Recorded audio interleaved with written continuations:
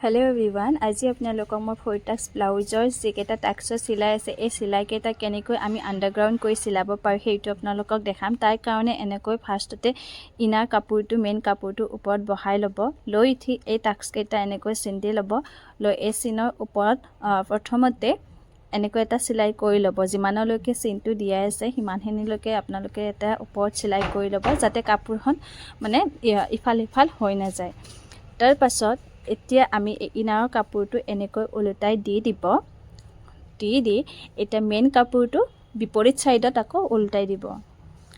duty যেহেতুকে এইটো আমাৰ main Tux হয় এই মেইন টাক্সৰ সিলাইটো আমি এনেকৈ জুখি লম লৈ 0.75 ইঞ্চি আমি লৈ লম সৰি 0.75 সুত আমি এনেকৈ চিন্দি লম লৈ উঠি ইয়াতে এনেকৈ সিলাই কৰি দিম মানে 1.5 ইঞ্চিৰ আমাৰ এইটো হ'ব টাক্স হ'ব মেইন টাক্সটো আৰু এইটো সিলাই হৈ যোৱাৰ পিছত নেক্সট আমি 2 নম্বৰ সিলাইটো দিম টাক্সটো আৰু এই 2 নম্বৰ টাক্সটোৰ কাৰণে সেম একে ধৰণে এনেকৈ ভালকৈ লৈ ল'ব আপোন মিলাই লৈ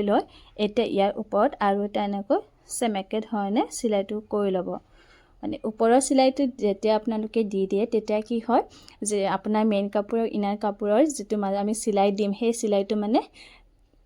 তেৰা বেকা নহয় তেতিয়া মানে এটা সিধা হেৰিত পৰি যাব সেইটো কাৰণে আমি ওপৰত এটা প্ৰথমতে সিলাই দি লওঁ আৰু এই সিলাইটো হৈ যোৱাৰ পিছত সেম একে ধৰণে ইনাৰ কাপোৰটো উল্টাই বিপৰীত দিশত মেইন কাপোৰটো উল্টাই দিব দি উঠি এইটো যদি ওপৰ ফালে উল্টাই দিছে সেইটো তল ফালে উল্টাই দিব মানে মেইন কাপোৰটো তল ফালে দিব এনেকৈ চাওক তাৰ পিছত বাকি কেইটা আমি টাক্স আধা ইঞ্চি টাক্স লম আৰু সেই আধা ইঞ্চি টাক্সত আমি এনেকৈ চিন্দি লম চিন্দি উঠি আপোনালোকে এনেকৈ আস্তানি ল'ব পাৰে নহলে ডাইৰেক্ট সিলাই দিব পাৰে মই আপোনালোকক দেখাবৰ কাৰণে এনেকৈ আস্তানি লৈ লৈছো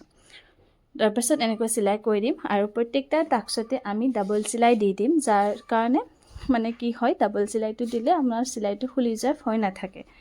আৰু এই টাক্সটো হৈ যোৱাৰ পিছত আমি এতিয়া 3 নম্বৰ টাক্সটো সিলাম যেটো টাক্স হ'ব আমাৰ আৰ্ম হোল সাইডত আৰু আৰ্ম হোল সাইডৰ টাক্সটোৰ বাবে সেম একে ধৰণে এনেকৈ ওপৰত এটা সিলাই কৰি ল'ব তাৰ পিছত আকৌ দুইখন কাপোৰ এনেকৈ উল্টাই দিব দি উঠি আপোনালোকে আৰু এই টাক্সটো হ'ব আধা ইঞ্চিৰে টাক্স এই আধা ইঞ্চি টাক্সটো আপোনালোকে দি দিব আৰু আপোনালোকে যদি মোৰ পেজত নতুনকৈ আহিছে আৰু ভিডিওটো চাই আছে তেন্তে আপোনালোকে মোৰ পেজটো ফলো কৰি ল'ব আৰু যদি ভিডিওটো ভাল লাগিছে কিবা উপকৃত হ'ব পাৰিছে শিকিব পাৰিছে তেন্তে মোৰ ভিডিওটো আপোনালোকে লাইক আৰু কমেন্ট এটা কৰি দিব আৰু ভিডিওটো আপোনালোকৰ পেজত শ্বেয়াৰ কৰি ল'ব যাতে আপুনি পিছত হলো আপুনি এই ভিডিওটো চাই আপুনি কৰিব পাৰে আৰু বেলেগলৈ শ্বেয়াৰ কৰি দিব যাতে নেকি এই ভিডিওটো আৰু আপোনাৰ লগতে আৰু দুজনে শিকিব পাৰে যদিহে ভাল পাইছে ভিডিওটো মোক কমেন্ট এটা কৰি জনাই দিব সেম একে ধৰণে এইটো আধা ইঞ্চি টাক্স আমি দি দিলো আৰু এই টাক্সটো হৈ যোৱাৰ পিছত এতিয়া আমাৰ 6 নম্বৰ টাক্সটো আছে আৰু 6 নম্বৰ টাক্সটোৰ কাৰণে সেম একে ধৰণে ইয়াতে সিলাইটো কৰি ললো লৈ এই টাক্সটো হ'ব আধা ইঞ্চি টাক্স আৰু এই টাক্সটো আমাৰ যেটো মানে হুপ সাইডত আছে সেইফালে আমাৰ হ'ব